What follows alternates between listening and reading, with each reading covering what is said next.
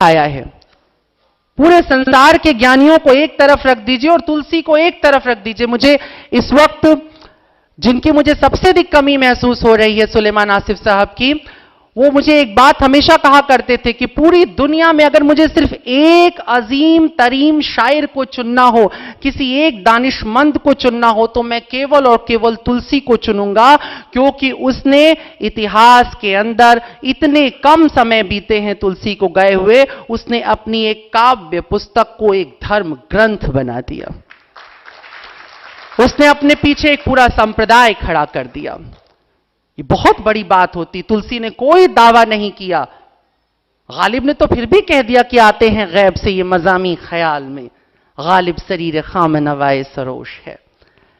लेकिन तुलसी ने यह भी नहीं कहा स्वान सुखाए, अपने सुख के लिए कह रहा हूं। और इतना सुंदर कहा कि तुलसी का सुख सबका सुख हो गया। ज्ञान ऐसा ही होता है जो तुमसे उपजे लेकिन सबका हो जाए। तुलसी ज्ञान है। गुरु का अर्थ है व्यास, व्यास गुरु है। पूरे संसार को गुरु शब्द नहीं पता लगता यदि वेद व्यास नहीं होते। व्यास ने गुरुता सिखाई, गुरु होना सिखाया है। राम, आमतौर पे राम को मर्यादा के साथ जोड़ा जाता है, लेकिन मर्यादा हो ही नहीं सकती अगर उसका एक मूलभूत गुण न दिखाई दे, क्षमा। राम के पूरे जीवन में क्षमा है। जितना क्षमाशीलता में एक देखो, हम लोग क्षमा करते हैं, माफ करते हैं, जाओ माफ कर दिया। ये माफ करना नहीं होता है, ये तो अपने पास हम इकट्ठा करते हैं, अपने अहंकार के अंदर कुछ पूंजी रखते हैं कि मैंने बड़ी माफी की है। लेकिन जो संपत्ति सिव रावण ही दीन दिए दसमाथ, सोई संपदा विभीषणी सकुचि दीन रघुनाथ। ये सकुचाना सिर्फ उसी में हो सकता है जिसमें क्षमाशीलता है। ये सकुचाना प्रेम है, गहरा प्रेम है। और राम के अंदर क्षमा है, इसलिए वो सबको क्षमा करता चला जाता है। उनको भी क्षमा कर देता है जो उसके नाम का मिसयूज करते हैं, लेकिन वो सबको क्षमा करता चला जा रहा है।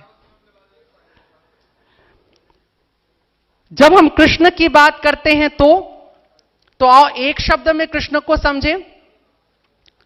कृष्ण को अगर हम एक शब्द में समझना चाहें तो हम कहेंगे कृष्ण प्रेम है। लेकिन जैसे ही मैं कहता हूं कृष्ण प्रेम है, तो एक और बात आती है कि ऊपर बताए सारे के सारे गुण बगैर प्रेम के उत्पन्न ही नहीं होते। इसलिए कृष्ण को पूर्ण ब्रह्म और पूर्ण परमात्मा की उपाधि दी गई। कुछ भी नहीं हो सकता, न ध्यान हो सकता है, न क्रांति हो सकती है, न समर्पण हो सकता है, न विद्रोह हो सकता है, न दया हो सकती है, न क्षमा हो सकता है, कुछ भी नहीं हो सकता है, न ज्ञान उत्पन्न हो सकता है अगर प्रेम नहीं है तो। इसलिए कृष्ण सर्वेश्वर है, सबसे ऊपर है, योगेश्वर है, सब उसका ही ध्यान करते हैं। और कृष्ण है कैसा? कृष्ण की विशिष्टता क्या है? तो कृष्ण की कोई विशिष्टता नहीं है। यही कृष्ण की विशिष्टता है। सबकी एक विशिष्टता है। एक छोटा से छोटा आदमी भी होता है, वो भी अपनी एक विशिष्टता गिनाता है, लेकिन कृष्ण कोई विशिष्टता नहीं। गुण खोजो तो कृष्ण में, अवगुण खोजो तो कृष्ण में, सब कुछ कृष्ण में है। जैसे रात सब कुछ छुपा लेती है अपने भीतर, सब समा जाता है, काले रंग में सब विलुप्त हो जाता है, वैसे ही कृष्ण के अंदर सब चला जाता है। न कुछ पाप बचता है, न कुछ पुण्य बचता है, न कुछ अच्छा बचता है, न कुछ बुरा बचता है। बहुत से व्यास, बहुत से मनीषी ये मरहम लगाने की कोशिश करते हैं कि नहीं नहीं कृष्ण ने ये नहीं किया था। नहीं नहीं, कृष्ण वो इसलिए नहीं कर रहे थे। वो क्षीर जब चुरा रहे थे गोपियों की, तो दरअसल वो उन्हें नारी शिक्षा दे रहे थे। जब वो माखन चुराते थे तो वो बाल लीला कर रहे थे। वो 16,000 उनकी पत्नियां नहीं थी, वो 16,000 नारियां थीं। ये भी हैं, व्याख्याओं में आएंगी बहुत सी व्याख्या। ये तो कथानक है, बहुत कुछ हो जाएगा, लेकिन स्वीकार करने में समस्या क्या है? जब कृष्ण को किसी चीज को लेकर के अस्वीकृति नहीं थी तो आपको क्यों है? कृष्ण को वैसे ही अगर स्वीकार कर लिया गया होता जैसा वो था, तो शायद ये पूरी मानवता बदल जाती। क्योंकि कृष्ण अवतरित तो हुआ था, लेकिन अभी भी पूरी धरा पर उसका अवतरण नहीं है। कृष्ण अभी भी प्रतीक्षारत है कि वो कभी आएगा। वो तब आएगा जब आप उसे अपने हृदय में स्थान देंगे, और आप अपने हृदय में स्थान ने, हमें राम अच्छा लगता है। भारत ने अपना नायक चुना तो राम को चुन लिया, कृष्ण को नहीं चुना। क्यों चुन लिया राम को?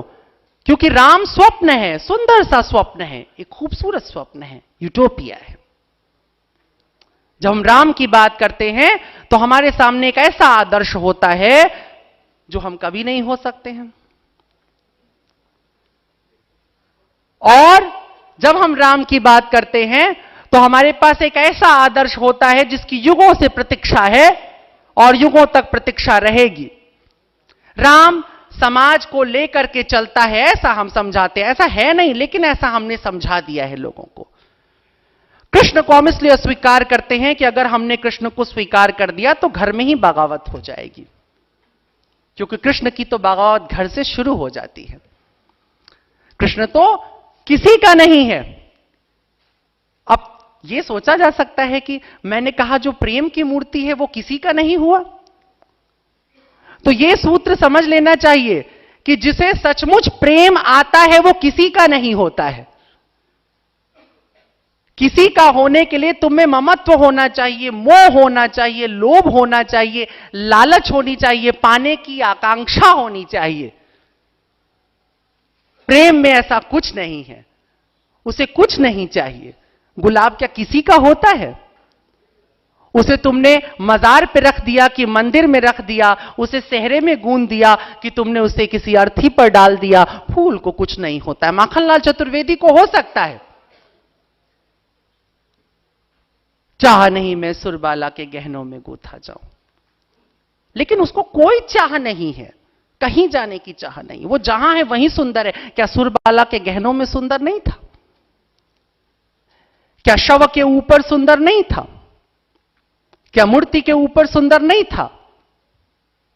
पुष्प सब जगह सुंदर है, ऐसे ही प्रेम सब जगह सुंदर है। यही कारण था कि बुद्ध ने जब प्रेम और करुणा पे बोलना चाहा तो उसने कहा कि चरित्र का सर्वांग सबसे सुंदर स्वरूप तुम्हें देखने के लिए अगर जाना है तो तुम्हें वेश्याओं के पास जाना चाहिए। उसको बाद में बहुत अलग अलग तरीके से दिखाया गया, वहां वैश्या का अर्थ दूसरा निकाला गया, और एक दौर ऐसा राजाओं का आ गया जब वैश्याएं बनाई जाने लगी। लेकिन ऐसा नहीं है, वो कुछ और कहना चाह रहा है, वही जो कृष्ण पीछे से कह रहा है। मैंने क्या कहा कि जिससे सचमुच प्रेम आता है, जिसमें सचमुच प्रेम का उदय हो चुका है, वो किसी का नहीं होता है, वो सबका होता है। ऐसा हो ही नहीं सकता है कि तुम में प्रेम की उत्पत्ति हो जाए और तुम फिर कहो कि कोई मेरा दुश्मन भी है। राबिया बसरी की कुरान को खोला, पढ़ा, देखा, और वाइज ने कहा, राबिया ये तूने क्या किया? ये तूने जगह जगह से शैतान शैतान शैतान शैतान से नफरत कर ये काट क्यों दिया है? तूने कुरान के ऊपर अपनी स्याही चला दी। उसने कहा नहीं नहीं, मैंने कुरान पे स्याही नहीं चलाई है, लेकिन मैं बोल ही नहीं पाती हूं नफरत करना। जब से मैंने अल्लाह से मोहब्बत की, मैंने जाना कि इश्क़ हकीकी क्या है, तब से मैं भूल गई कि नफरत क्या होती, वो शैतान से ही क्यों ना हो। ये ख्याल सिर्फ और सिर्फ प्रेम में पैदा हो सकता था, और कृष्ण उसी संपूर्ण प्रेम का प्रतीक हो जाता है। इसलिए कृष्ण के पास जो आता है, जैसे आता है, कृष्ण वैसे ही उसको गले लगा लेता है। जब सुदामा आता है तो रोते रोते उसके चरण पखार देता है। जब भीष्म आते हैं और कहते हैं कि देखो मैंने प्रण लिया है, नहीं, कृष्ण कहते हैं कि मैंने प्रण लिया है कि मैं अस्त्र नहीं उठाऊंगा, और भीष्म कहते हैं कि मैं तुमसे अस्त्र उठवाऊंगा। मैं बचपन में कहता था कृष्ण तो भगवान थे, अस्त्र उठवाने से पहले भीष्म को हार्ट अटैक क्यों नहीं करवा दिया, उनकी प्रतिज्ञा तो बची रहती। लेकिन ऐसा नहीं था, क्योंकि कृष्ण ने तो प्रतिज्ञा की ही थी तोड़ देने के लिए। क्यों? क्योंकि हम में से अधिकांश यही तो करते हैं, प्रतिज्ञा करते हैं और तोड़ देते हैं। लेकिन जब ऐसा होता है तो बहुत सारे लोग समझाते हैं तुमने प्रतिज्ञा तोड़ दी है, रघुकुल रीत सदा चली आई। प्राण जाए पर वचन न जाए, तुमने प्रतिज्ञा तोड़ दी, तुम गिल्ट करो, तुम गुनहगार हो। कृष्ण ने कहा ना, प्रतिज्ञा टूट सकती है। क्यों? क्योंकि प्रतिज्ञा तुम्हारी थी ही नहीं। प्रतिज्ञा एक कालखंड का हिस्सा थी। एक समय ने तुम्हें यह ताकत दी थी, ये ओज दी थी कि तुम जो चाहो वो प्रतिज्ञा कर लेते। लेकिन एक समय आ सकता है जब तुम उस योग्य नहीं रह जाओगे। तो जब यह प्रतिज्ञा टूट जाए तो शर्मिंदा मत होना, कृष्ण को याद कर लेना। कृष्ण रणछोड़ है, रण छोड़ करके भाग जाता है। क्यों? क्योंकि कभी तुम्हें भी पीठ दिखानी पड़ सकती है, कभी हटना पड़ सकता है, कभी अपने उसूलों को तोड़ना पड़ सकता है, वहां से दूर जाना पड़ सकता है। शर्मिंदा नहीं होना। अगर तुम शर्मिंदा हो गए तो तुम गुनाह करोगे, क्योंकि भारतीय धर्म में पाप केवल एक चीज है, वो है शर्मिंदगी, अपराध बोध। वेद ने पाप नहीं सिखाया, इसलिए वेद के पास नर्क भी नहीं आया। कृष्ण के पास पाप नहीं है। सारे जिन्हें तुम पाप कहते हो, कृष्ण ने उसे स्वीकार कर लिया। इसलिए नहीं कि तुम अब इसके बाद व्याख्यान सुनने का खूब पाप करना, इसलिए नहीं, सिर्फ इसलिए कह रहा हूं कि यदि त्रुटिवश गलती से कुछ ऐसा हो जाए तो उसके लिए अपराधी मत महसूस करो, उसमें सुधार लाओ, उसे बदलो, उसे परिवर्तित करो। कृष्ण ने अपना प्रण तोड़ दिया, भीष्म को उसकी प्रतिज्ञा को सफल होने दिया, कृष्ण सर्वेश्वर बन गया और भीष्म शरसैया पे लेट गया।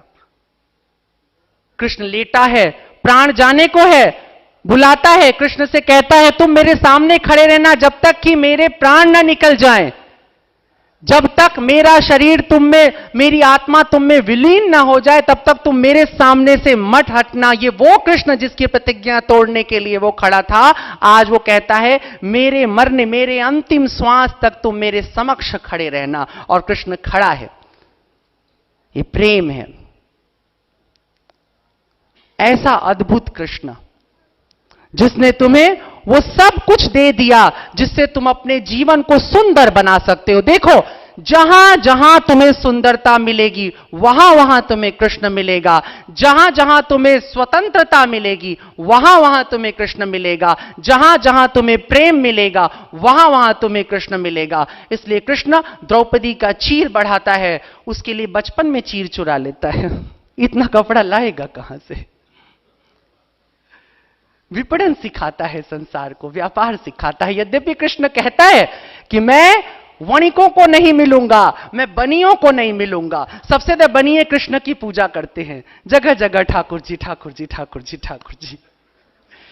सारे बनिए इतना सारा माल लेकर के बैठे रहेंगे, कृष्ण जी को, ठाकुर जी को उस पर रख देंगे, उनको दही खिलाएंगे, बिस्किट खिलाएंगे, सब खिलाएंगे, झूला।